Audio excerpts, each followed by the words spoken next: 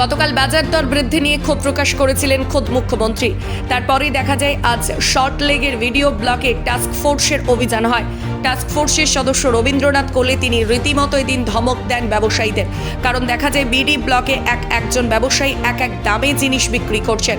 তাদের হুঁশিয়ারি দেন তিনি এভাবে অসাধুভাবে তারা ব্যবসা করলে সেক্ষেত্রে প্রশাসনিক ব্যবস্থা নেওয়া হবে।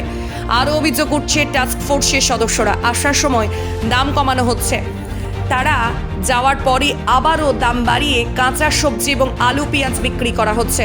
সেক্ষেত্রে তারা জানান যে ইতিমধ্যেই তারা স্থানীয় থানায় পুরো বিষয়টি জানিয়ে রেখেছেন। এমন কোনো কিছু নজর আসলে সেই ব্যবসায়ীর বিরুদ্ধে ব্যবস্থা নেওয়া হবে।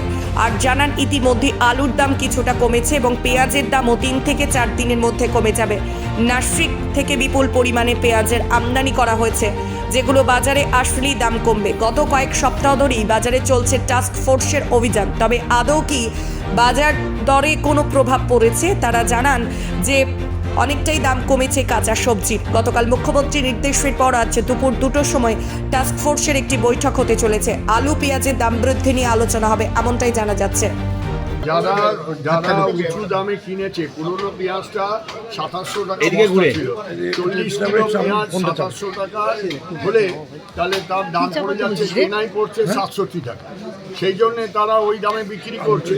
এখন নতুন নাসিকের পেঁয়াজ ঢুকেছে, সেটা 40 টাকা দরে ঢুকেছে, সেটা বাজারে এখানে 55 করে বিক্রি করছে।